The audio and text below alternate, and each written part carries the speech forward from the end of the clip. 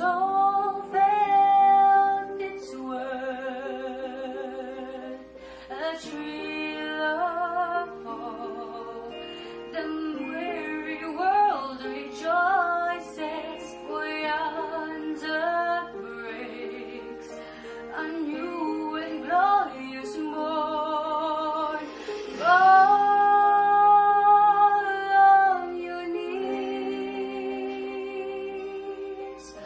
oh, hear the angel voices, oh,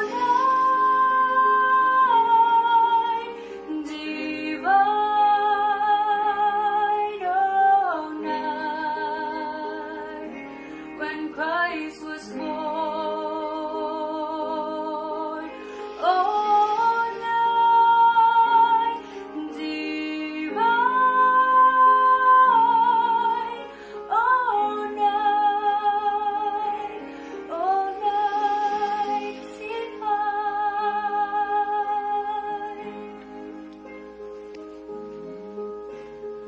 Oh, holy night, the stars are brightly shining. It is the night of our dear Savior's birth. Long may the world in sin and error pining to He appear, and the soul felt its worth, a thrill of hope. The weary world rejoices, for yonder breaks a new and glorious morn. Fall on your knees, oh, hear the angel voices, oh, night divine, oh, night when Christ was born, oh, night divine, oh, night, oh, night divine.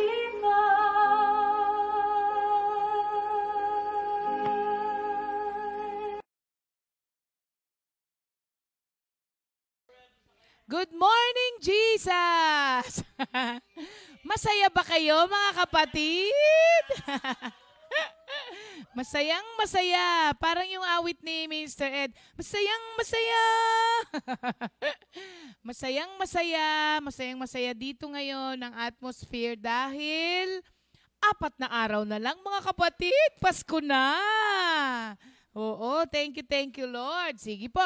Tayo po'y mananalangin bago tayo magsimula bilang pasasalamat sa Panginoon sa panibagong araw, at napakaganda po ng araw na ito na binigay na naman po sa atin ng Panginoon. Thank you, Lord. Hallelujah. Lord, maraming salamat po again for this wonderful and great day, Lord, na binigay niyo po sa amin. Salamat po, Lord, sa pusong payapa, pusong nagagalak, Lord, at pusong nagpapasalamat sa lahat ng kagandahang loob na tinatanggap po namin sa inyo. Maraming salamat din po sa dulot na kagalakan ng nalalapit pong araw ng iyong kapanganakan. At ito pong lahat ay sineselebrate naming lahat with a joyful heart, Lord. Kaya thank you, Lord. At sa araw na ito, Lord, once again, ito po ay bigay mo sa amin, kaya we offer it back to you, Lord, na kami po ay magamit mo sa araw na ito. Sa mga kapatid po namin, nakasama namin araw-araw, pagpalain niyo po sila, Lord. Lahat po ng naabot ng Good Morning Jesus, pagpalain niyo po sila, Lord. At kung ano man po ang nararanasan nila sa mga oras na ito, na mga pagsubok, alam ko po, Lord, na kayo ang aaliw sa kanila at sasamahan niyo po sila. And you will provide a way out for them, Lord, pag hindi na po nila makakayanan. Kaya, Lord, salamat sa buhay na meron po kami. Meron kaming nalalapitan, meron pong tumutulong sa amin, may nagmamahal at kumakalinga. At ikaw po yun, Lord. Kaya lahat po ng papurit, pasasalamat, ibinabalik po namin sa inyo. Sa pangalan ni Jesus, Amen. Thank you, Lord. Ayan.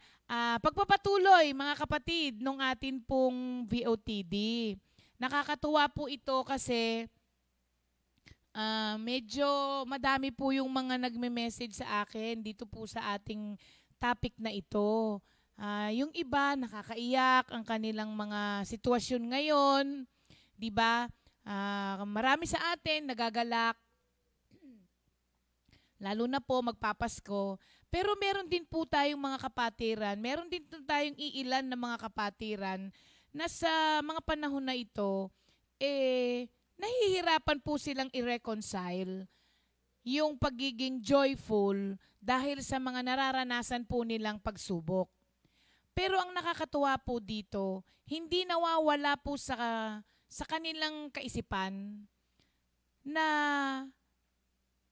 pwedeng magsaya sa gitna ng pagsubok dahil alam na alam po nila na kasama nila si Lord. Nakakatuwa nga po pagka kinakamusta ko yung mga kapatiran natin na nalalaman ko po na may mga dinadaanan ngayon.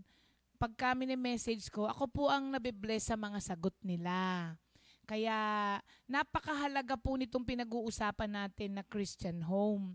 Meron nga pong nag-message sa akin na mahaba na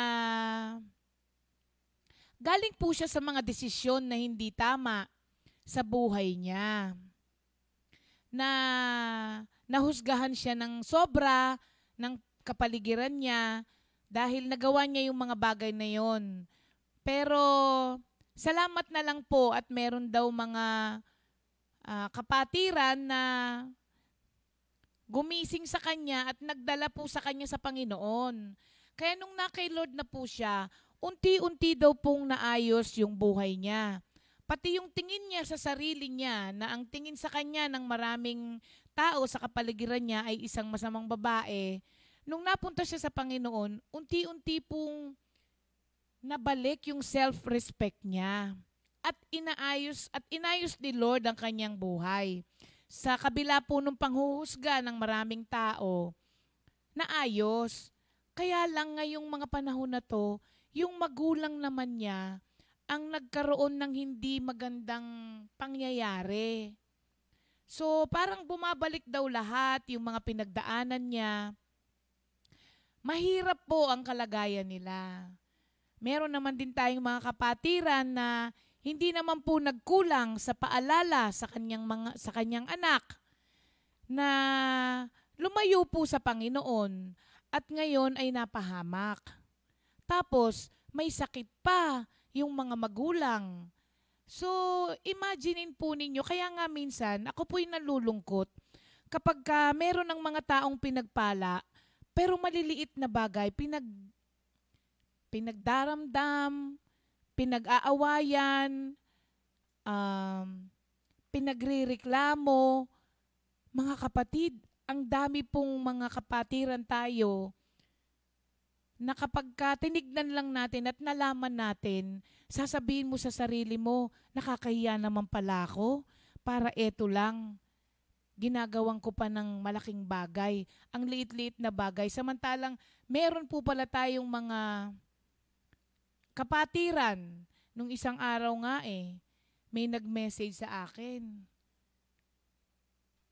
Ang sabi niya, napapagod na siya sa buhay niya. So, sa kabila po ng ating pagsasaya, dahil marami tayong natatanggap sa Panginoon at maayos ang buhay natin, meron po tayong mga kapatiran na iba yung pinagdadaanan. So, pagka po ako'y naiiyak tuloy ako. Pagka po tayo ay nakakarinig ng mga ganun, parang mapapahiya ka nga dahil ang dami mong nirereklamo sa buhay. Yung pala, ang daming mga tao na ibebenta na lang ang sarili para makaalis lamang doon sa sitwasyon na yun. So mga kapatid, yung mga petty things, tsaka matuto po tayong maging grateful. Kapag ka ang buhay natin ngayon ay maayos, be grateful mga kapatid. Dahil may mga tao na magpapasko na. Tayo, di ba, iniisip na nga lang natin kung anong ibibigay natin eh. Pero yung iba hanggang ngayon magpapasko na, iniisip pa po nila kung anong kakainin nila mamaya. Kaya, yung mga maliliit na bagay, naku, mga kapatid. Oo. Tas alam nyo, sunod-sunod ito mga kapatid. Alam nyo, meron ngang isang kapatiran, hindi po namin sinasabi. And some of the people that I am talking about ay malapit po sa amin ni Pastor. Alam nyo ba na ang asawa niya ay nasa hospital ngayon? At nag-aagaw buhay. Tapos alam nyo, kagabi, kinantahan namin ng kinantahan. Yun lang pong bagay na yon, daig pa puno ng regalo na pwede niyong ibigay sa ibang tao. Na kahit panandalian, nawala po yung kaisipan niya doon sa problema niya. Kaya, think about other people, not just yourself, ngayong darating na Pasko. Kahit po hindi ngayong darating na Pasko, mga kapatid. Kaya po natin tinuturo ito, napunta na tayo doon, Pero yun po ay isa sa kahalagahan kung bakit kailangan yung ating ipagdasal natin sa Panginoon na yung ating tahanan ay maging Christian home. Kasi ang hirap ng buhay para sa iba, mga kapatid. Maniwala po kayo. Tayo po ay nasa Panginoon lamang, kaya ganito ang ating mga pananaw. Pero meron pang mga kapatiran tayo na wala kay Lord, tas nagkaroon ng ganitong problema, mas mahirap sa kanila yun kasi wala silang alam na tatakbuhan. At mahirap din naman kahit dun sa mga nasa Panginoon na. Kasi pag ikaw yung nandoon na, mahirap din mga kapatid. Mas madali pong magsalita kaysa kapag yung ikaw na yung nandun. Pero thank you Lord that meron tayong mga kapatiran na ginagamit para po magkaroon tayo ng comfort. Kaya po, pagbutihin natin mga kapatid at ipagdasal natin na yung first and foremost na maging goal natin, lalo na ngayong darating na taon, madala po natin lahat ang ating pamilya sa Panginoon. Kasi importante po yun. So mga kapatid, bilang pagpapatuloy ng Psalm 127, 1-3 natin, hindi ko na po babasahin at isang linggo na po natin yan, palagay ko na memorize na po natin. So, isasara ko sa araw na ito po, yung pagiging Christian wife ng ating mga, tinalakay po yung pagiging Christian mother, di ba? Tapos sa husband din. At sa araw po na ito, yun nga po, unang-unang nabanggit ko, pagiging mabuting Christian wife starts po with submitting to God. Maniwala po kayo mga kapatid, kapag ka ang asawang babae ay hindi po natutong mag-submit sa Panginoon, hindi rin po magsasubmit yan sa asawang lalaki. Mauuna po ang pagsasubmit natin sa Panginoon. Ang akala ng mga babae, ang atin pong unang-unang bilang asawa, ang atin pong unang-unang alituntunin, parang nasa school ako, ay pasayahin ang ating mga asawa. Wala pong masama doon, pero nagkakamali lang po tayo sa priority natin minsan. Dahil hindi po nauuna ang asawa, nauuna po ang Diyos. Kasi po, yan ang pagkalalang sa atin. Na unang-una po nating bibigyan ng kaluguran ang Diyos. At sa mga asawang lalaki, huwag niyo pong pipigilan ng inyong asawang babae pag ito'y pumupunta sa Panginoon. Dahil maniwala po kayo, liligaya ang buhay ninyo kapag ka ang asawang babae po ay napunta sa Panginoon. Agree po ba kayo mga asawang lalaki? Hindi sila agree, mga kapatid. Hindi sila agree. Oo. Pero sinasabi ko po sa inyo, mas liligaya po kayo kapag ang asawa po ninyong babae ay lumapit sa Panginoon. Kaya ipagdasal din po natin yon. Dahil ang babaeng nagsasubmit kay Lord ay madaling makasama sa buhay. Nakakita na po ba kayo ng asawang babae na nambubugbog sa asawang lalaki? Baka akala nyo po, lalaki lang ang gumagawa nun. May mga babae po na gumagawa nun. May mga battered husband kaya. Ang akala ng marami, battered wife lang meron. Pero meron din pong battered husband. So mga kapatid, kailangan po, uunahin natin ang ating Panginoon.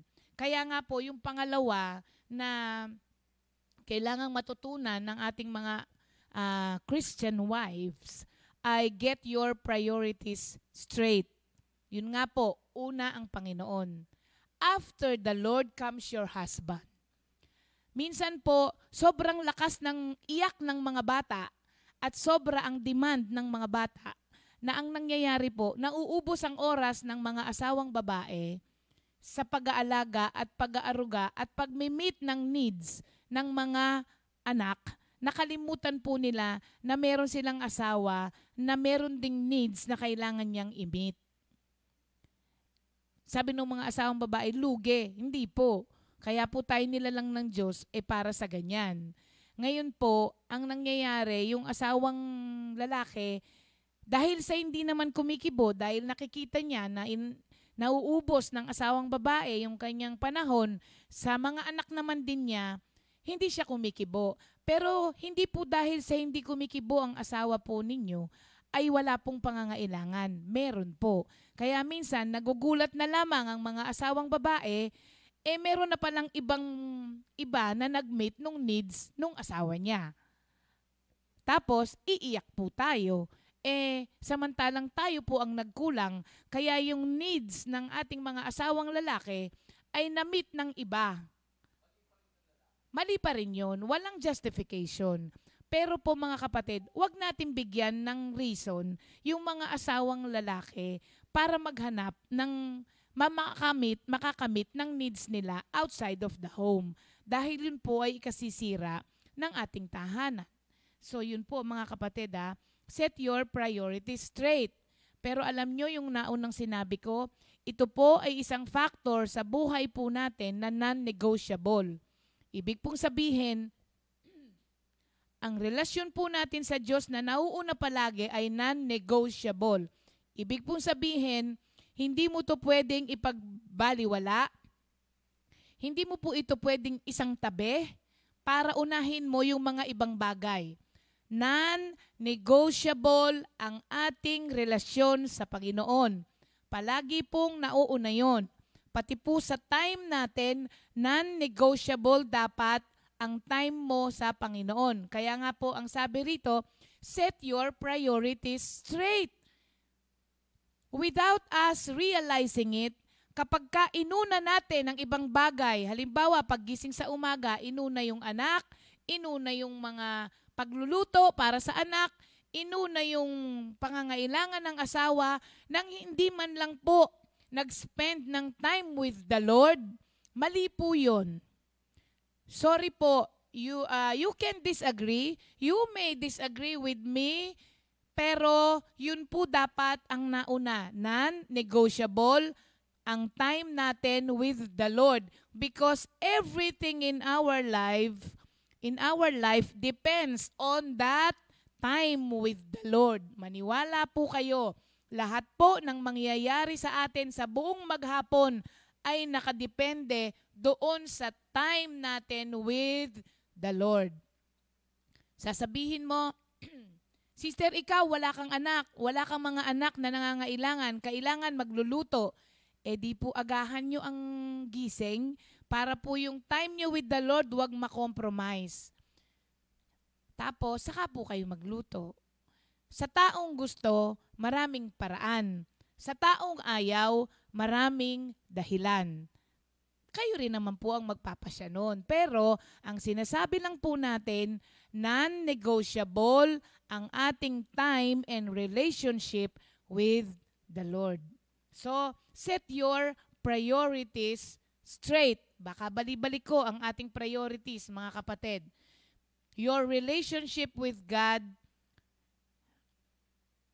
is of the utmost importance, mga kapatid, ha? Tandaan po natin yon. Pangalawa po, ang sunod po, keep your inner attitude in check. Ayan. Tignan po natin yung mga thoughts at inner attitudes natin na meron tayo towards our husbands. Why? Because it can make and break your relationship. Pagka po ang mga asawang babae ay meron laging kinikimkim na sama ng loob, anger, resentment, unforgiveness towards the husband, ay hindi po talaga maaayos ang relasyon. Kasi yun po dapat ang mauna. I-check po muna natin yung inner attitude natin sa asawa. Mahirap po ito, lalong-lalo na kung nasanay po kayong mag-asawa na lagi na lang po kayong nagbabangayan, na hindi na po nakukumpleto ang araw ng walang pag-aaway. Medyo mahirap i-adjust po yun. Pero it can be done, mga kapatid. Wala pong mga asawa na gustong ninanag. Wala po nun. Kahit po hindi kumikibo ang asawa ninyong lalaki, wala pong may gustong lalaking binubungangaan palagi. Baka po ang asawa niyo yung mabait, sasabihin mo, bait naman yan, hindi yan kumikibo. O nga po, hindi yan kumikibo. Pero magugulat na lang po kayo isang araw, wala na siya. Wala na kayong aawayin, mga kapatid. Kasi naghanap na po siya nung hindi mag-aaway sa kanya. Kaya po, i-check po natin, mga kapatid, ha? I-check natin yung ating inner attitude. Kailangan po, mapagpatawad. Tapos, yung mga kaisipan, minsan, napapraning ang mga babae. Pagka oras na nang umuwi yung lalaki, wala pa yung asawa. 'Di ba? Minsan kahit walang ginagawa yung asawang lalaki, dahil sa kaisipan na masama ng babae, napupundi yung asawang lalaki, kaya sasabihin na, hindi ko naman ginagawa, lagi niyang iniisip yun, gawin ko na nga lang, para magkatotoo kung ano yung sinasabi niya. Mali pa rin yun. Pero, meron po tayong responsibility na mga asawang babae. Hindi, it takes two to tango, mga kapatid. Hindi po pwedeng maging gano'n ang asawang lalaki nang sinasabi mo, wala naman akong ginagawa Hindi po pwede yun. It takes two to tango, mga kapatid. Kasi po, pinag-isa tayo ng Panginoon. Laging dalawa po yan. Kaya kapag merong mga may problemang mag-asawa at nag-share sa'yo yung isang side, pakinggan mo rin yung kabila. Dahil hindi po pwede na isa lamang ang may kasalanan. Sasabihin ng isa, meron kang ginawa, kaya ako nagkaganito. Although mali rin po yun. Pero, yun po talaga yun. Meron talaga tayong hindi naging magandang kaisipan at naging magandang damdamin sa isa't isa. Sabihin ng mga babae, lugi ako. Hindi po tayo lugi. Kasi sa atin po inatas ng Panginoon ang pagiging homemaker. Ibig sabihin, ikaw ang aayos ng tahanan. Kaya sa atin pong responsibility yun. Okay? So yung pong mga negative thoughts na yon, ano po, 2 Corinthians 10:5, make them obey Christ. Para po hindi ka lumala ng lumala yung mga kaisipan natin against our husband. Make them obey the Lord. Para po lahat ng maisip mo yung mga pure, lovely, honorable, things that deserves praise. Yun po ang isipin natin. At ang sunod po, treat him with honor and respect. Ito po. Pagkatapos po nung inner attitude check natin, check up, yung nasabi ko kanina, kailangan naman po, i-examine naman po natin ngayon kung paano po natin i-treat ang ating mga asawang lalaki outwardly. Yung kanina, inwardly. Ngayon po, outwardly. Ayan.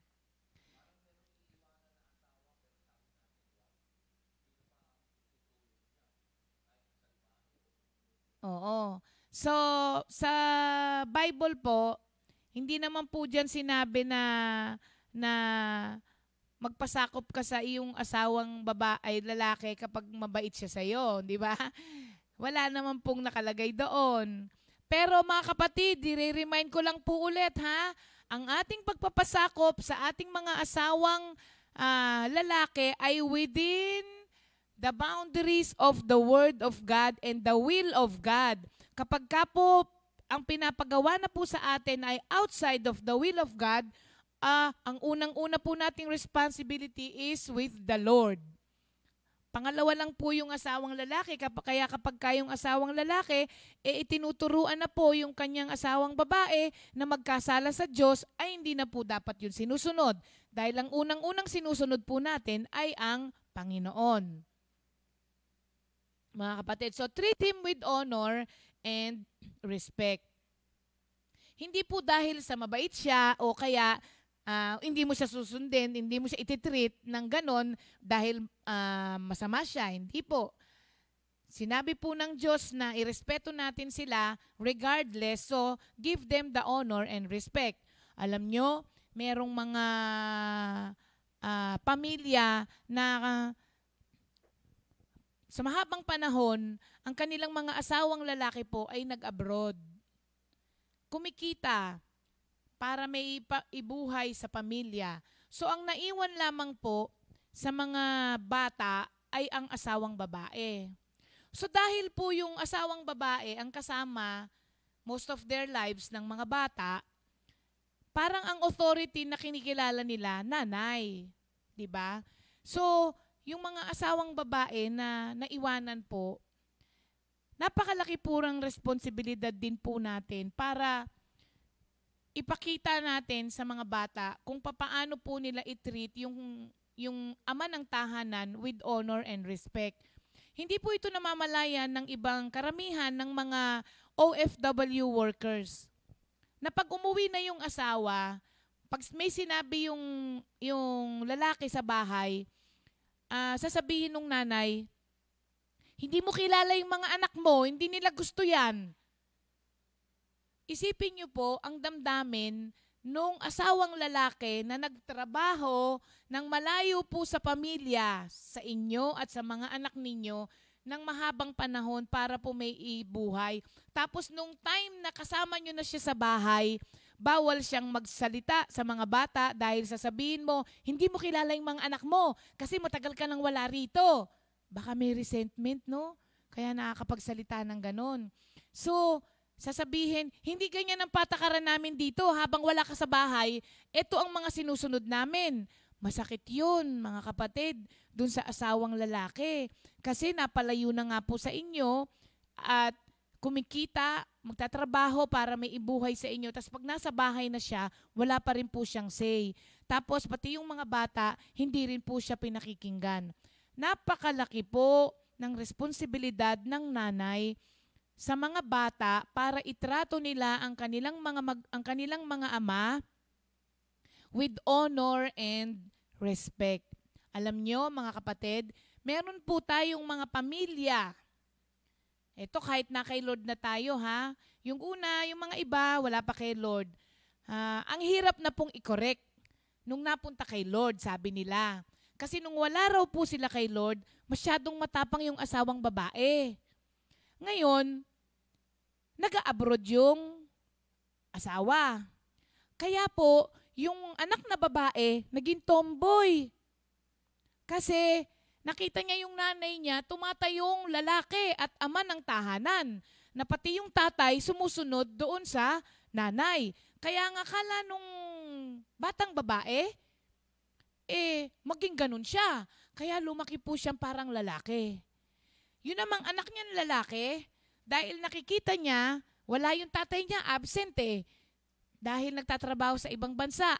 Nung umuwi, nakita niya na sinisigaw-sigawan nung nanay yung kanyang asawang lalaki. Tapos, walang desisyon yung asawa niya na pwedeng gawin sa loob ng bahay. Nanay lang. Kaya yung yung anak na lalaki, naging bakla. Kasi akala niya, ang mga lalaki dapat malamya.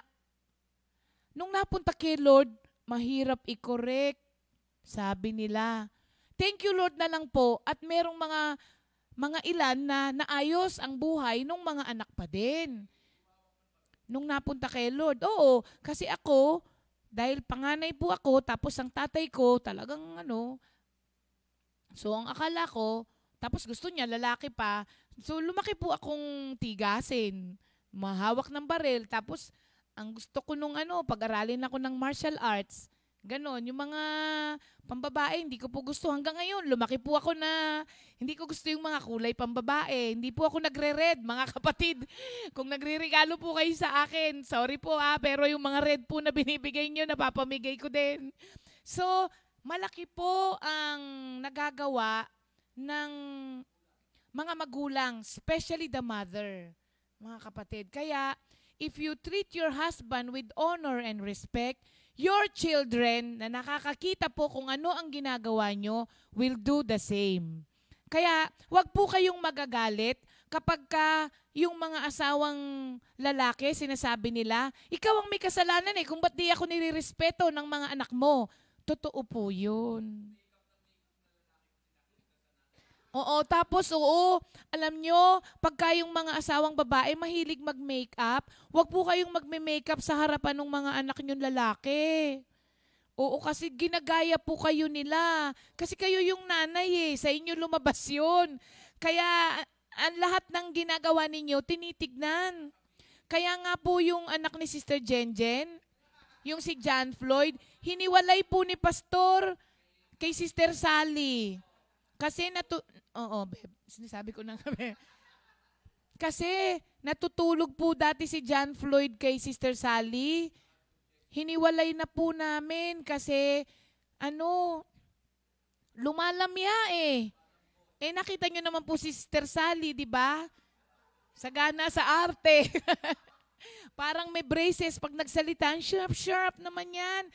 Gusto nyo po ba na yung anak nyo lalaki sasabihin niya, Mami, ang sharp ng luto mo. Di ba hindi nyo gugustuhin yun?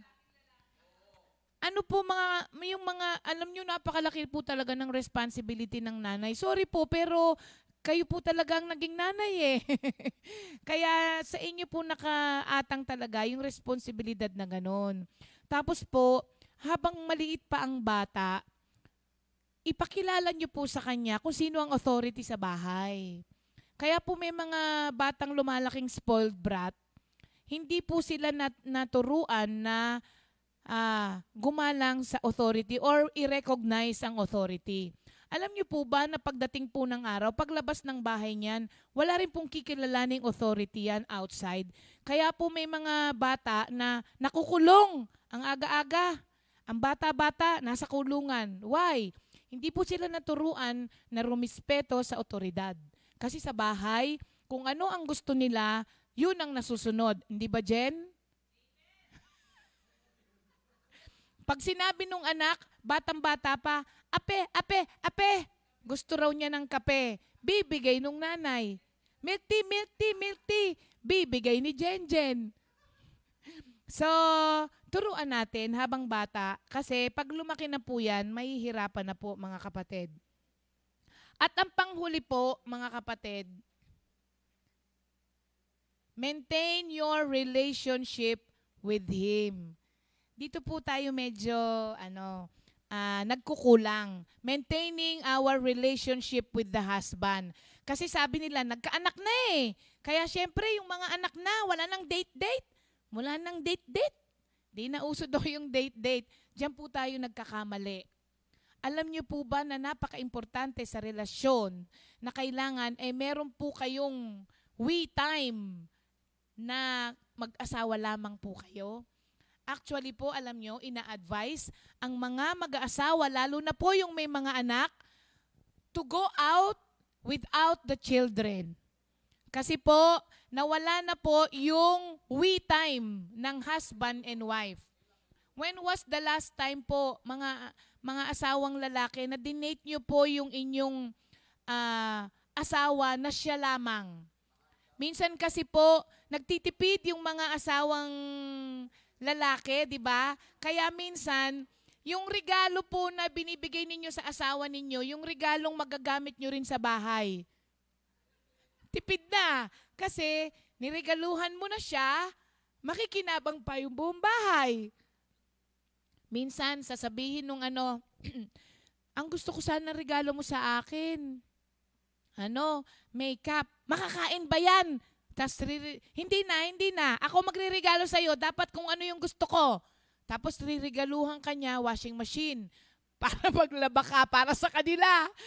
Pero yung gustong-gusto ng asawa, hindi binibigay. Ayan, napunta tayo sa asawang lalaki kasi babae ko eh. Sabi, pinag-uusapan natin yung asawang babae, di ba mga kapatid? So mga asawang babae, maintain your relationship with your husband. Huwag pong puro anak. Isipin niyo po kung gaano kayo pinakilig ng asawa ninyo noon. Nung wala pa kayong mga anak. Tapos, paano niyo po itrato siya nung kayo-kayo pa lamang, nung wala pa yung mga anak? Nagagawa pa rin po ba natin yon? Matanda na? Nasa sa inyo po yun. Kasi merong mga tumatanda na pag naglalakad, magkahawak pa rin ang kamay. Natutuwa ako pag kami nakikita akong mga senior citizen naglalakad sa mall, holding hands. Tapos, merong mga, bawal na ngayon, hindi, pag mag-asawa, pwede, mag-asawa eh. Tapos, meron ngayon, mga bagong kasal pa lamang, naglalakad sa mall, magkahiwalay. Social distancing. Mag-asawa nga eh. Hindi applied dyan ng social distancing kasi mag-asawa. Ginagawa lang dahilan para may dahilan na mauna yung isa. Yung lalaki. Kasi yung lalaki ayaw niyang masabi na asawa niya yung kasama niya. Kayo ha, mga brothers ha. Buko kayo dyan. Pag ayaw niyong hawakan ng kamay ng yung hawak ng hawak daw, kaya hinahawakan yung kamay ng babae, pinipigilan pumasok sa mga stores. Kaya daw po holding hands sila para kapag may nakita rito papunta, hahatakin ng lalaki. Hawak yung kamay. So, wives, maintain your relationship with your husband. Darating po ang araw, iiwanan po kayo ng inyong mga anak. Kaya kung hindi po maganda ang relasyon ninyong mag-asawa, pag wala na po ang inyong mga anak, ano pong gagawin ninyo sa bahay? Dalawa. Parang yung Mr. and Mrs. Smith ba yun? Ano yung pelikula na nagbabarilan? Di ba? Kung ano, Oo. Pag wala na yung mga anak, baka ganun po yun. Nagbabarilan siya, naghahagisan ng mga kutsilyo. Kasi hindi na alam kung paano mabuhay na silang dalawa lamang. Kaya po mga kapatid, habang kasama nyo pa ang inyong mga anak sa bahay, ayusin na po ang relasyon ninyong mag-asawa dahil pag lumaki po yan at nagkaasawa, iiwanan po kayo niyan. Para pag iniwan po kayo, maganda pa rin po ang magiging buhay ninyong dalawang mag-asawa. Kaya po mga kapatid, that concludes our Christian Wives for today. Kaya thank you Lord mga kapatid. Ay naku, oo nga, nakalimutan ko. Oo, napahaba. Pero bear with us. Mga kapatid, mag-e-extend lang po tayo ngayong araw. Pasko naman po mga kapatid, Kasi po, supposed to be nga, di ba wala tayo dahil thank God it's Monday. Pero merong gustong-gustong magpasalamat. Kasi nag-birthday po siya. At alam nyo, napakalaking pagpapala nung meron daw po tayong Good Morning Jesus. Kasi kung wala, sabi niya, ewan ko kung ano nang nangyari sa akin. Baka nagkaroon na raw po ng depression, nagkainisan na lang lahat. Pero thank you Lord at meron pong sa kabila po ng quarantine ng maraming, lalo na yung mga senior, talagang hindi pinalalabas ng mga anak. Thank you Lord at meron tayong ganito. Pakinggan po natin ang pagbabahagi ng isang kapatid natin na si Sister Marikit.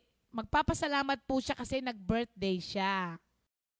Good morning, Jesus! Nandito ako ngayon sa tahanan ng ating manggagawa, si Sister Marikit. At alam nyo ba, special day to. Birthday po ni Sister Marikit ngayon. Kaya nandito kami at alam ko, marami siyang ipagpapasalamat sa Panginoon Diyos. So, tuloy-tuloy pa rin ang supply ng ating Panginoon Diyos sa angka ni Sister Marikit. Sister Marikit, batiin mo naman yung ating mga kapatiran. No? Good morning po sa inyong lahat from North, East, West, and South. At sa ibang bansa, lalo na po sa California. Andun na aking mga kapatid, dalawa kong kapatid. Thank you Lord na ang ating pastor, Alex, Sister Ria, at ang tatlong kasama, Sister Jam, Sister Jen at Sister Sally. Salamat po sa pagdating ninyo. Napaka-special po talaga nitong araw na to kasi birthday ko po ngayon. Hallelujah. Purihin ang ating Panginoon. Amen. Merong paborito palang awitin si Sister Marikit. Magjo-duet kami ngayon. Ayon kay Sister Marikit, ito pala yung kanyang personal na ni-reveal sa kanya ni Lord din na personal na awitin ito. Sister Marikit, nung una pa man. Nung una pa man, minahal ako ng Diyos. Nung una pa man, pinili na ako ng Diyos. Di mangangamba, mag-aalilangan pa. Tapat ang Diyos sa kanyang pangako. Ikaw ang aming Diyos.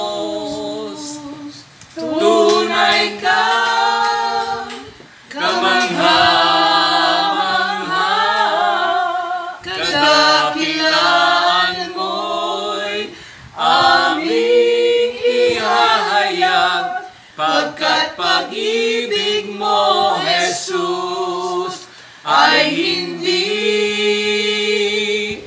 nagbabago. Amen. Sister Marikit, ano ba yung sinasabi sa inyo ni Lord sa lahat ng ating mga kapatiran kahit na nasa bahay lamang katulad ng mga senior para yung iyong naranasan, alam ko magbibigay ng glory kay Lord. Ayan, Sister.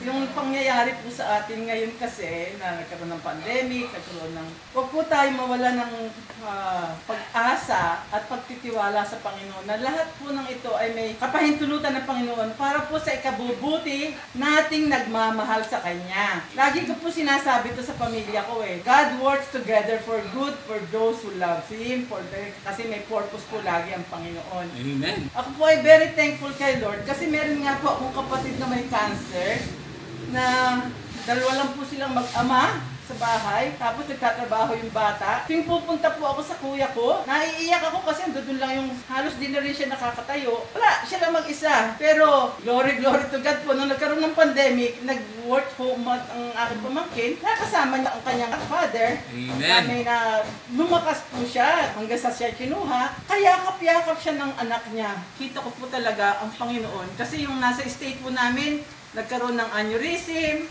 merong lupus, pero ang lakas-lakas po dahil po sa salita ng Diyos na, huwag tayo mabibitaw sa Panginoon, God is faithful, kahit tayo unfaithful, kahit na po sa amin, ilan po sa pamilya namin ang nagkaroon ng positive sa COVID, ang dami po 4 silang naging pero glory to God po, lahat naman po ay nalampasan yon. Nakita ko po ang pagmamahal, pag-ibig ng aking mga anak, lalo na po aking bunso, although napakahigpit po talaga. Pero ito po ay alam ko na dahil sa pagmamahal. Amen. Kaya, tama po yan, Sister. Po, tayo lang po mga kapatid ay huwag tayong mawawalan ng pag-asa at pagtitiwala sa Panginoon. Amen. Lagi po tayo humingi ng gabay niya, tulong niya, kasi yun naman po ang sinasabi ng Panginoon sa atin na hindi niya tayo iiwanan, hindi niya tayo pababayaan. One time po, parang meron akong hinahanap na napakanta ako nang bigla akong napasigaw na, sabi mo, di mo ako iiwan. Sabi mo, di mo ako pababayaan. Sabi mo, lagi mo akong sasamahan. Yun po ay napakanta ko. Pero totoo naman po talagang hindi tayo iniiwan ng ating Panginoon. Kapag nananalangin tayo, hindi ako masyadong prayerful. Pero yung prayer po natin, ibalik po natin yung salita ng Diyos. Napakaganda po kasi may mga andap nila pong pangako ng Panginoon. Kahit nga po sa brother husband ko, lagi ko sinasabi sa kanya, yung mga salita ng Diyos, hindi siya nagsisinungaling. Kasi ang kalakasan po natin ay ang salita ng Panginoon. Wala na pong iba. Amen. Amen. Ako, hindi matatapos ang papurit pasasalamat ng ating kamanggagawa. At itong ating ginagawa ngayon sa ating Good Morning Jesus, ang tawag dito ay Good Morning Jesus on the Road. Kaya nauna na si Sister Marikit at kanyang pamilya. God bless! God bless! Thank you, Lord! Hallelujah! Ayan po, si Ninang Kit. Alam niyo kung ba't po siya naiiyak? Sa mga seniors pala po natin, nakakaiyak daw po yung hindi sila makapunta sa gawain. Yun po yung kanyang, kaya siya tumatangis. One time daw po, gustong-gusto daw po niyang magluto para dadali niya dito sa Comfy. Tapos gustong umattend ng morning devotion, pero yung mga anak hindi pinapayagan. Siyempre naman po, yung mga anak, inaalala nila yung mga magulang. Kaya po, tuwang-tuwa po siya. Actually, siya po yung tumawag nung baka pwedeng dalawin. Sabi namin, ay, pwede naman po. Kami po ay available na dumalaw. Sabi namin, kaya lang po, ang totoo nung gusto po namin kayong dalawin lahat. Kaya lang po, nihintay po namin na kayo po yung magsasabi dahil syempre may mga tahanan po na hindi pa talaga pwede, lalong-lalo na yung mga may bata. Mahirap puntahan dahil syempre po galing ka sa labas tapos papasok sa bahay. Pero may mga tumatawag, hindi po, okay lang po yun, pumunta po kayo sa amin. Ayan. So, gawin niyo po yung ginawa ni Sister Joy kahapon, ini-sprayan bago pumasok. Pero thank you Lord po dun sa mga kapatiran natin na sabi nila, hindi po, basta pumunta po kayo, gusto po namin, dalawin niyo kami. Ready naman po kami mga kapatid na dumalaw po sa inyo, pero it should come from you dahil po baka mamaya bawal. Ano po? Pero sa amin po walang bawal. Oo, kaya po, thank you Lord po. Hindi, ibig ko sabihin, walang bawal na bumisita sa inyo. Basta ginusto nyo po, pwede po namin kayong puntahan. At ang isa pa na nagpapasalamat ng sobra, si Sister Celia. Oo, Sister Celia Rosario, si Sister Cel ay nakalabas na ng ospital. Thank you, Lord. Kasi di ba nung last week, Sister Cel, magandang umaga. At kay Ellie, good morning, Ellie. So, si Sister Celia nung last week po ay na ospital. Kasi namanhid po yung kaliwang pisngi niya, kaliwang pisngi niya hanggang sa shoulder. Tapos yung ulo niya parang binibiyak daw po. So, thank you Lord, kinantahan lang namin ng pamasko nung nasa ospital siya. Thank you Lord sa kagalingan na ibinigay kay Sister Celia. And do we hope na makita natin siya soon. Sabi niya gusto niya nang pumunta dito at mag-fellowship. Kaya thank you Lord po for the healing na ibinigay kay Sister Celia. Ngayon naman po, sa atin pong, wala na akong time, bebe. Salamat po sa pagbisita ng mga kapatid natin kahapon sa Andres Prayer Group, Sister Rems, Brother Rodel at kay Sister Isa. Maraming salamat po sa pagdalaw nyo, pati po sa food na daladala nyo at sa mga regalo para sa aming lahat. Maraming salamat po. Nagpunta rin kahapon si Sister Joy Rubio and Brother Mon. Maraming salamat din po sa mga taga Greenland. Sister Chay. Kasama si Mama Chay. Oo, hindi kami nag-abot eh. So, may mga binigay po silang mga regalo sa atin na di-distribute natin. Pampalakas ng immune system sa mga... Okay na, Beb. Mamaya di-distribute natin sa ating mga kapatiran. Thank you, Lord. At sino ba yung nagpunta kahapon? Brother Michael and Sister Celeste.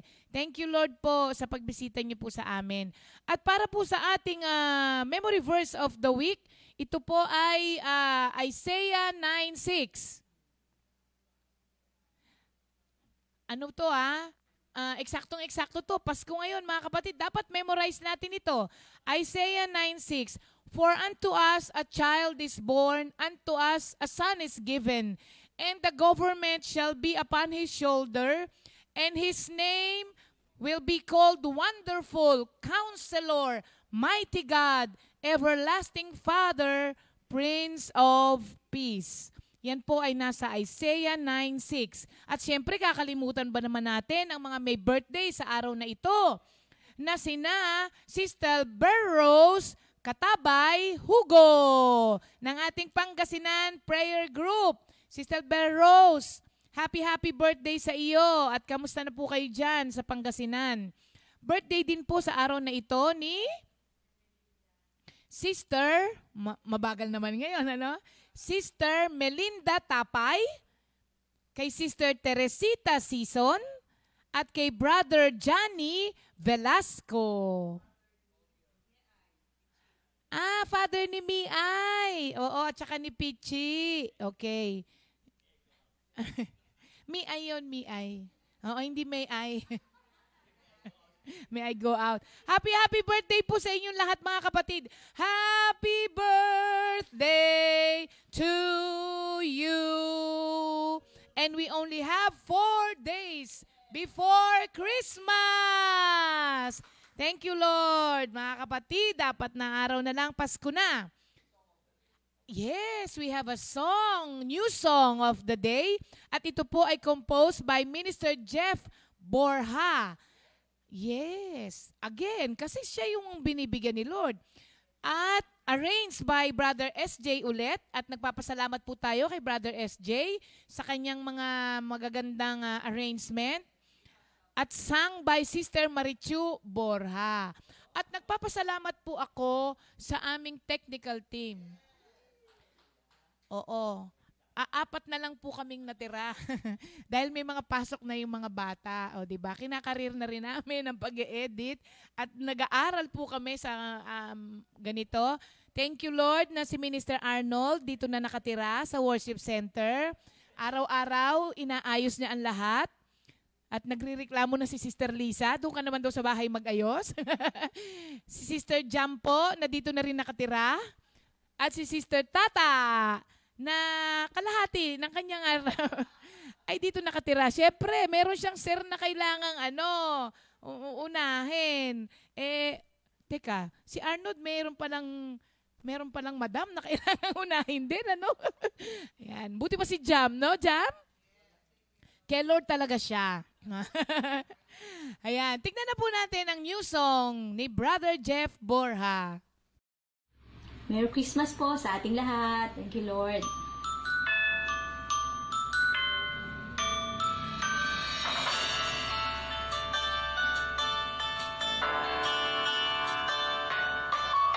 Bawat tao'y nagsasaya, puno ng galak ang bawat isa. Simoy ng hangin kakaiba, nagsasabi, Pasko na. Bawat pamilya'y nagsasaya, sama-sama't nagkakaisa. Simoy ng hangin kakaiba, okay saya, Pasko na. Tayo na, tayo'y magsaya, tayo na. Magpuri sa Kanya, isinilang na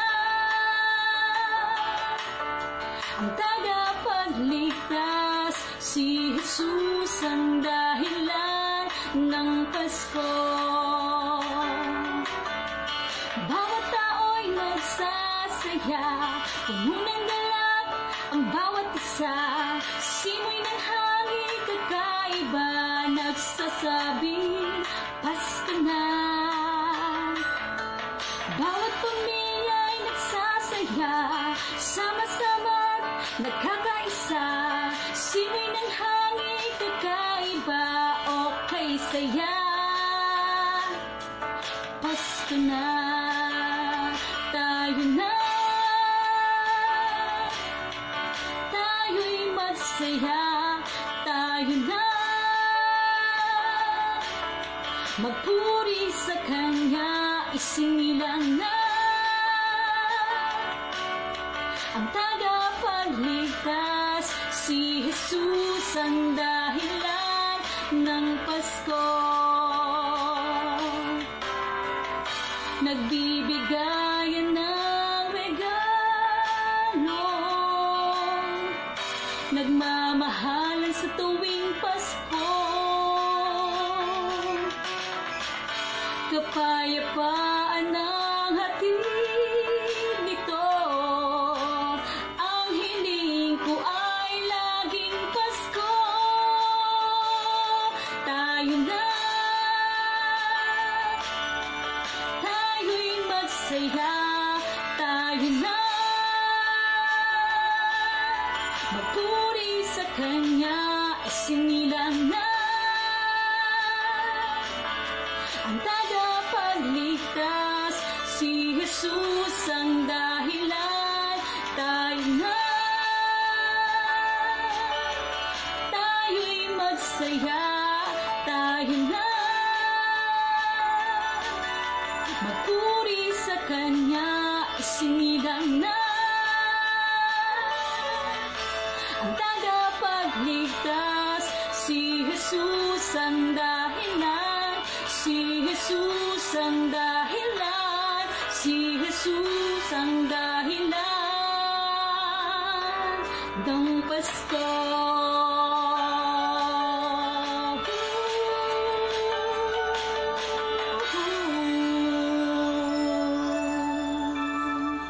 Thank you, Lord. Merry Christmas! Ang title po niya ay Isinilang Na. Mga kapatid, baka hindi nyo pa alam, isinilang na po. Ang tagapagligtas, ha? Baka meron pang hindi nakakaalam, ipaalam nyo po sa kanila na isinilang na po ang tagapagligtas natin. Ang ganda-ganda ni Sister Marichu.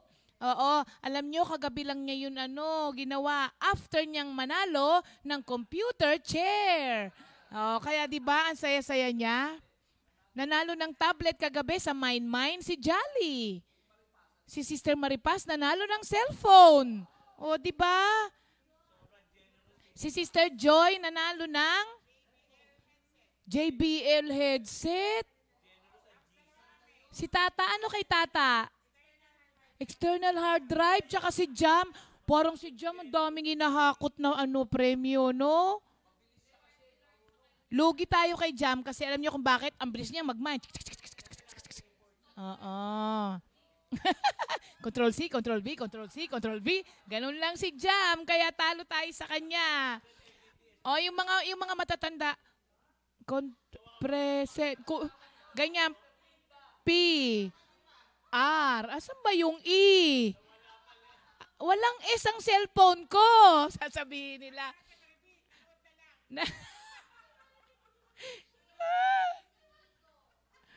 Kasi dapat dun sa mga hindi mabilis, paano nyo sa anak nyo? Pamay nyo sa anak nyo. Hindi. Thank you, Lord. Okay, hinihintay na nila mga kapatid. Parang kinuha na nga natin lahat yung oras nila.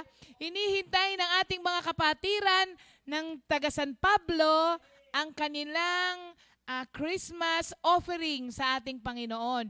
And for the San Pablo group, Christmas is salvation. Panoorin na po natin sila.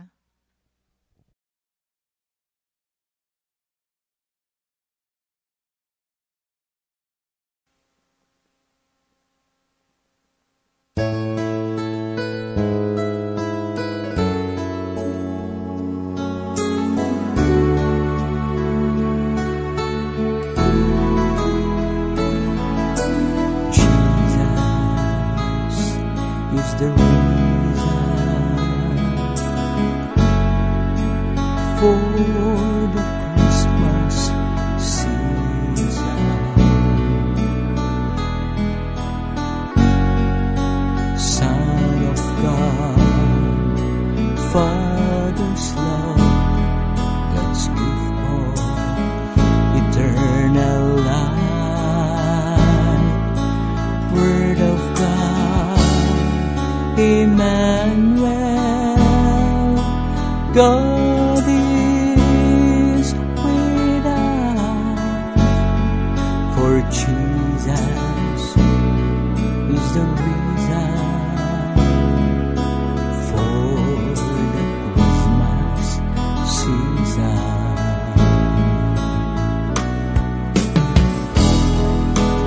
Jesus is the reason for the Christmas season.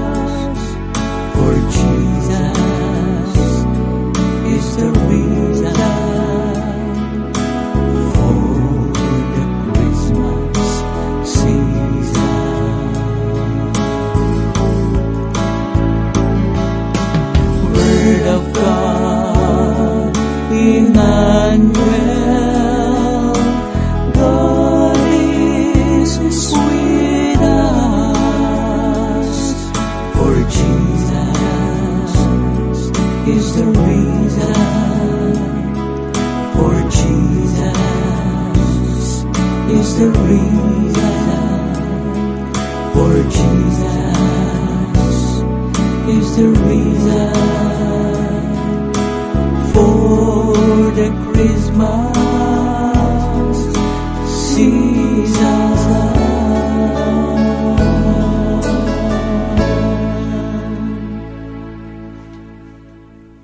Mapulit pasalamat ay binabalik ko po sa ating Panginoon. Mapag-aaralan po natin ngayon, ang kalooban ng Diyos ay kaligtasan. Sa 1 Kabanata 1, talata 17, ibinigay ang kautusan sa pamagitan ni Moses, ngunit dumating ang gandahang loob sa pamagitan ni Kristo Jesus. Ang grasya ng Diyos, bagamat di tayo karapat-dapat tumanggap, ay pinagkaloob niya sa atin sa pamagitan ng kanyang anak na si Jesus. Dumating siya sa daigdigan upang hiyad niya ang katotohanan, sapagkat siya ang katotohanan. Ano po ba itong kagandahang loob ng ating Panginoon? So, meron isang Kristo na nagmahal, nagpatawad sa ating mga kasalanan. At pinagkalooban niya tayo ng buhay na ganap at kasasya. Yan po isang katotohanan, mga kapatid. Sapagkat sa 1:14, talata 6, si Jesus ang daan, ang buhay at katotohanan. Wala makapupunta sa Ama kundi sa pamagitan niya. So ang katotohanan, ang kaligtasan ito, mga kapatid, ang ating Panginoong Hesukristo, na siya'y nagmamahal sa ating lahat. Siya'y umiibig sa ating lahat, na handa niyang tugunin ang mga suliranin na meron tayong hinaharap, katulad po ng pandemyang ito. So, ang Panginoon po natin ay andiyan palagyan. Lagi nating iisipin ang kanyang kalinga para sa ating lahat. Kaya tayong lahat bilang mga tao, kapatid, napakahalaga na maunawaan ho natin itong Paskong ito. Ang kahulugan ng tunay na Pasko, na mayroong isang Kristo na nagligtas para sa ating lahat. Mayroong isang Kristo na nagmahal sa sandaigdigan, na hindi tayo iniiwan, hindi tayo pinababayaan. Pakinggan natin ang sinasabi ng dakila nating manggagamot sa tunay nating kalalagyan sa espiritual. At tanggapin natin ang kanyang alok at paanyaya, ang kaligtasan sa pamamagitan ni Kristo Jesus. Halimbawa, tawagan ka na yung doktor sa seryosong tono, ay sabihin sa iyo, kailangan mag-usap tayo agad. Ukol sa resultang medikal, maaring magdadalawang isip ka dahil malamang ay hindi maganda ang kanyang ibabalita. Subalit alam mo rin, kailangan mong makipagkita upang mabigyan ng karampatang lunas ang sakit na kanyang nakita. Ang Diyos na ating dakilang manggagamot ay may masama ring balita para sa ating lahat. Sa kalalagyang espiritual na sanlibutan, na tayong lahat ay nagkasala at nahaharap sa isang tiyak na kapahamakan. Ito'y bunga ng pagsuway ni Adan at Eva. Ang bunga ng puno ng karunungan, ng mabuti at masama. Sinabi ng Diyos sa kanila na ang sandaigdigan ay makakaranas ng kamatayang pisikal at espiritual, bunga ng kanilang pagsuway. Salamat na lamang sa kagandahang loob ng Diyos ay inilok niya tayo ng kaligtasan. Ipinangako niya ang pagpapadala sa sanlibutan ng kanyang bugtong na anak. At ang sinumang manalig sa kanya ay makakatamo ng kaligtasan. Purihin ang ating Panginoon. Kaya itong Kapaskuhang ito, mga kapatid, napakahalaga na maunawaan mo natin. Nandyan lamang ang ating Panginoon. Kaya huwag tayong matakot, huwag tayong mangamba na hinaharap sa ating buhay. Ang pagmamahal ng ating Panginoon ay patuloy na pinapadama ito sa sangkatauhan. Ang Diyos po natin, sabi nga po sa 1:3-16, ganyan lamang ang pag-ibig ng Diyos sa sanlibutan. Kaya ang sino ang sumampalataya dito dumapahamak, bagkos pagkaroon ng buhay na walang hanggan. Pinagkalooban niya tayo ng kaligtasan at ipinagkaloob niya sa atin. Sa Kanya po ay may buhay na walang hanggan. Buhay na ganap at kasiyasiya. Kaya itong Kapaskuhan ito po ay pagpapala para sa ating lahat bilang tayo ng mga hinirang at tinawag ng ating Panginoon. Nagsilang siya ng isang batang lalaki at Jesus ang pangalan sa sanggol, sapagkat iligtas niya ang bayan sa kanilang mga kasalanan. Kasalanan na siyang naging sakit ng sanlibutan. Kaya ang ating Panginoon po, ang ating Panginoon Jesucristo na nagmahal sa atin, ay patuloy na ginagamot ang mga sakit na ito, ang kasalanan. Lagi natin tatandaan, meron na pong Kristo na nag-offer ng kanyang buhay para tayo po ay tubusin sa ating mga kasalanan. Ganyan po tayo kamahal ng ating Panginoon. Kaya itong Kapaskuhan ito, mga kapatid, damin natin ang presensya ng ating Panginoon. Andiyan ang kanyang kapayapaan na magbibigay sa atin upang hindi natin isipin ang mga suliraning ating nararanasan mo ngayon. So, yan po'y gamot sa ating lahat, sa magulong mundong ito. Kaya bilang mga inirang niya at tinawag, lagi nating ituon ang ating paningin sa ating Panginoon, na siyang magliligtas, na siyang magmamahal bilang tayo ng mga tinawag ng ating Panginoon. Kaya sa Kapaskuhan ito, maging masaya ang bawat isa, mga kapatid.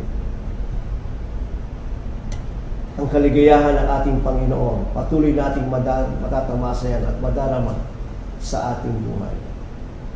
Muli, maligayang Pasko at masagalang bagong taon sa ating lahat.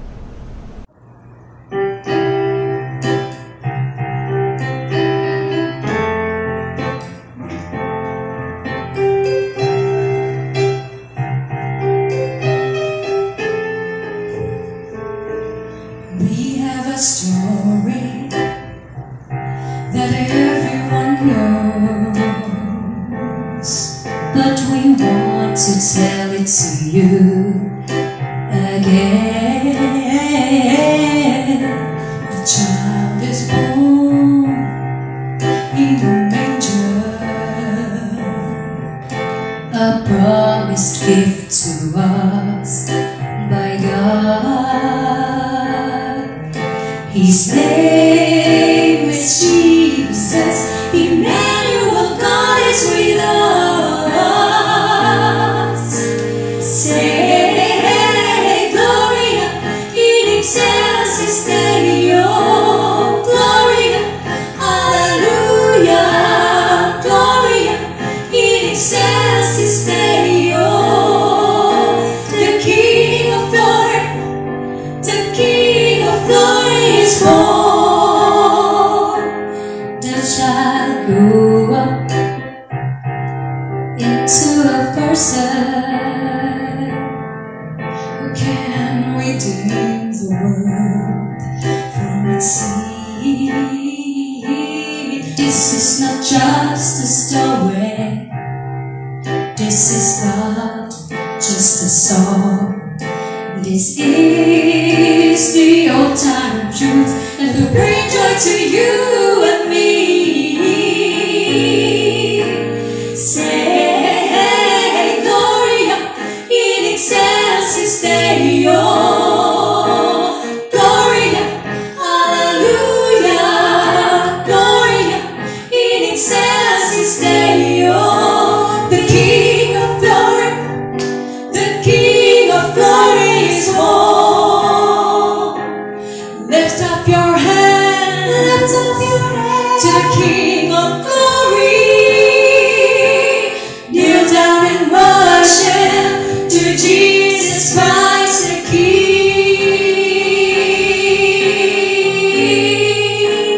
Say, Gloria,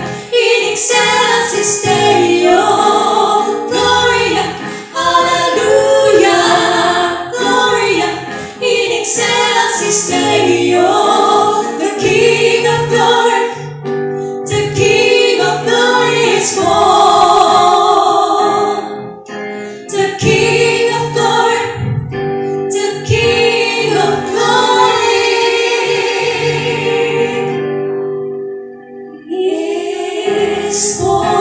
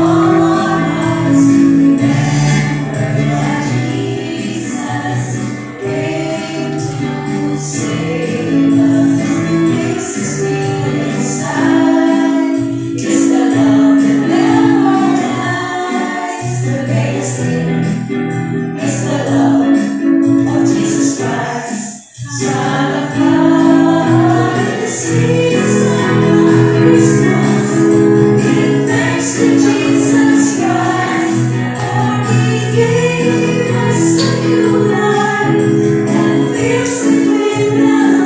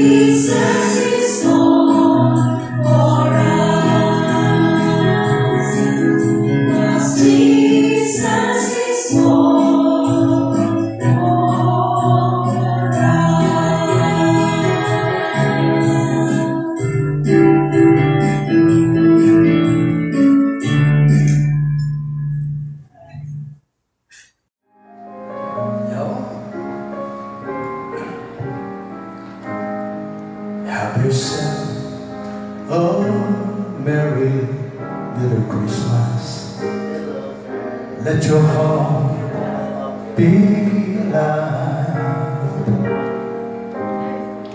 From now on, all troubles will be out of sight.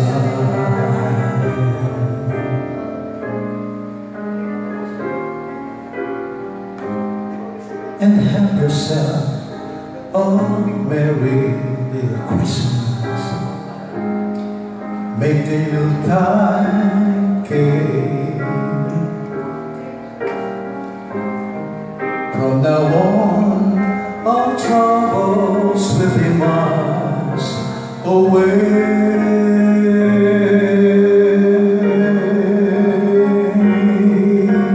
Here we are, as in olden days, happy golden days of yore. Faithful friends who are dear to us, gather near to us once more. Through days we all will be together, if the fates allow. Hang a shining stars upon the highest pole,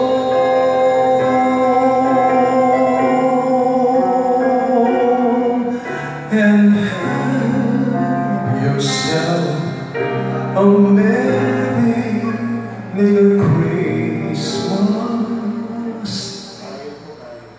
now.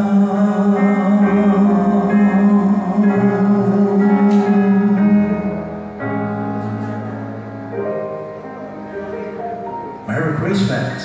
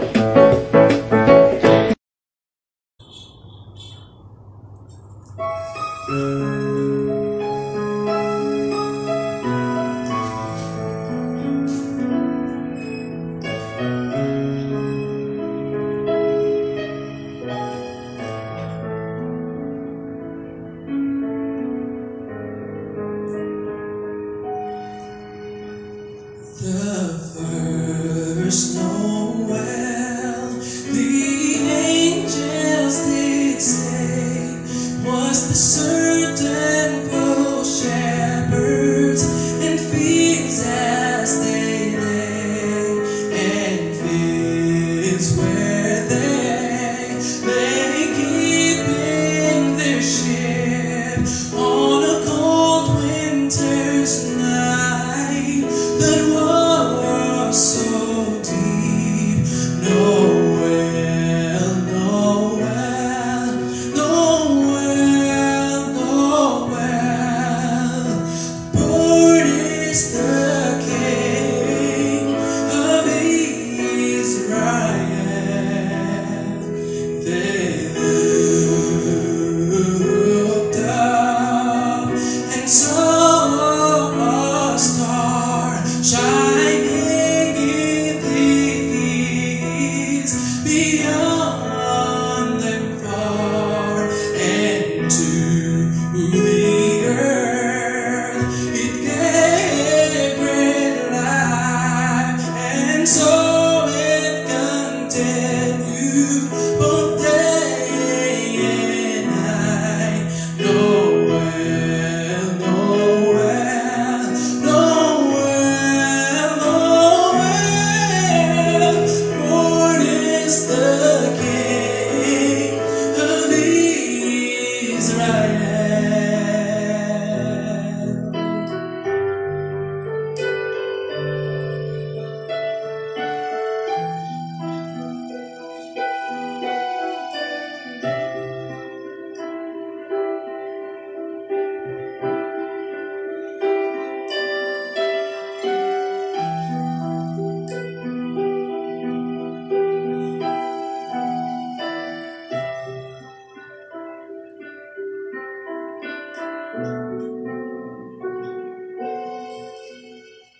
Noel, Noel, Noel, Noel, born is the King of Israel. Noel, Noel, Noel, Noel, born is the King of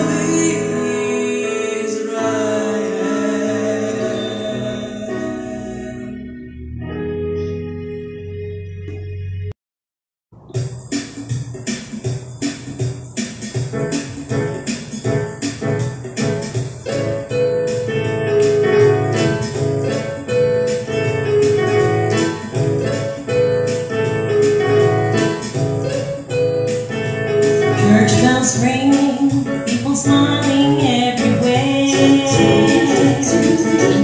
Happiness and joy everywhere. To the children of God, to all the children of God, living in this world full of love.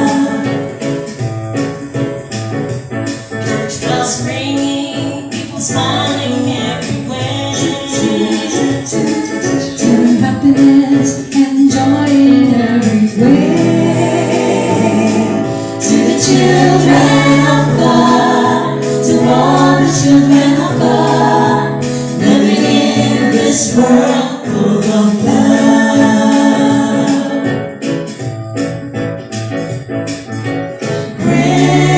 Christmas, Christmas, Christmas is in our hearts. Jesus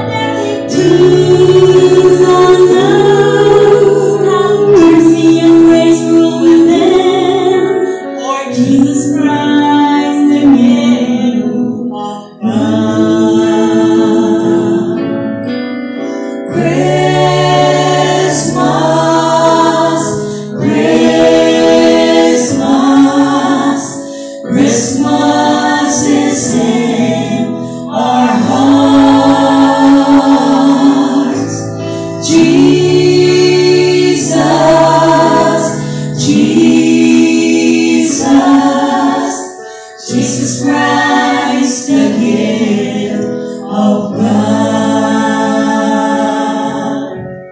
Jesus Christ, the gift of God. Jesus Christ, the gift of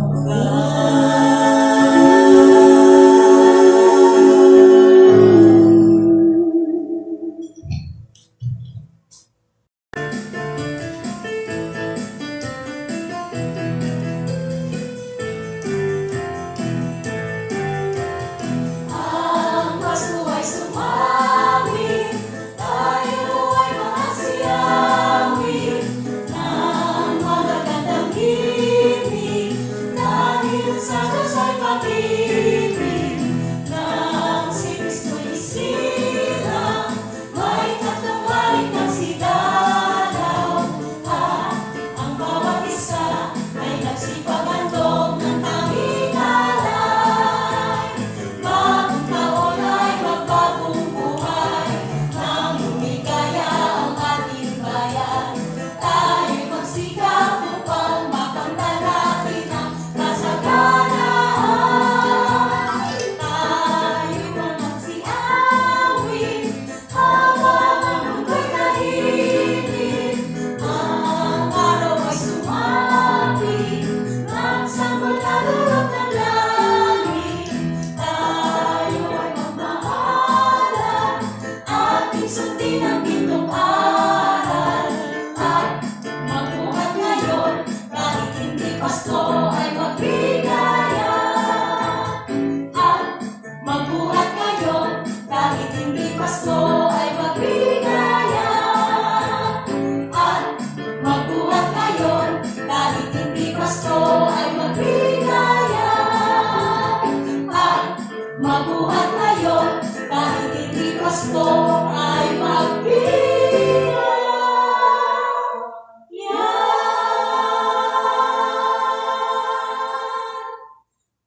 Maligayang Pasko at masaganang bagong taon, Coffee Family!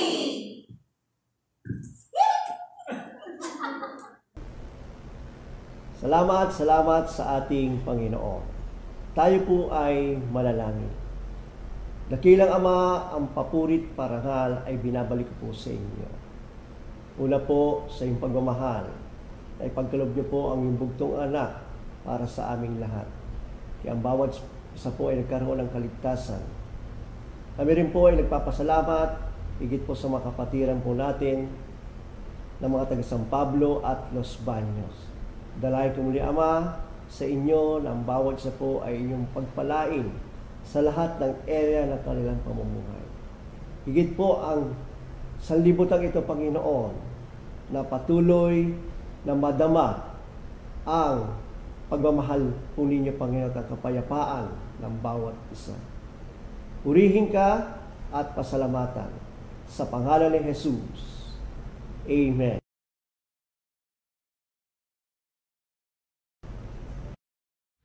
Merry Christmas po sa ating lahat. Thank you, Lord.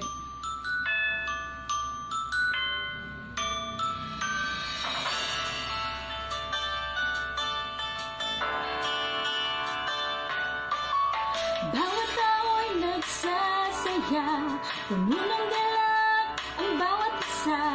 Simoy ng hangin kakaiba, nagsasabi, Pasko na.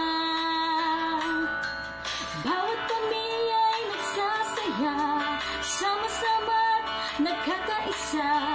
Simoy ng hangin kakaiba, o kay saya, Pasko na.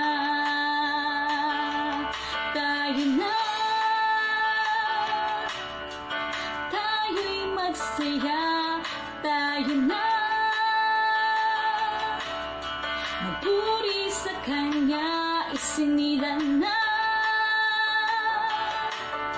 ang tagapagligtas, si Jesus ang dahilan ng Pasko. Bawat tao'y nagsasaya, masaya, puno ng galak ang bawat isa. Simoy ng hangin kakaiba, nagsasabing Pasko na. Bawat pamilya'y nagsasaya, sama-sama't nagkakaisa. Simoy ng hangin kakaiba, okay saya. Pasko na, tayo na, tayo'y magsaya, tayo na, magpuri sa Kanya, isinilang na ang tagapagligtas, si Jesus ang dahilan ng Pasko. Nagbibigayan ng regalo, nagmamahalan sa tuwing Pasko. Kapayapaan ang hatid nito, ang hiling ko ay laging Pasko. Tayo na, tayo'y magsaya, tayo na,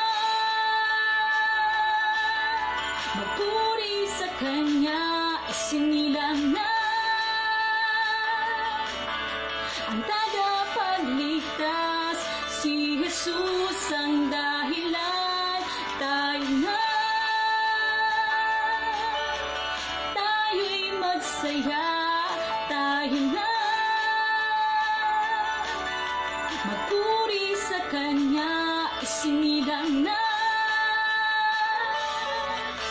ang tagapagligtas, si Jesus ang dahilan, si Jesus ang dahilan, si Jesus ang dahilan ng Pasko.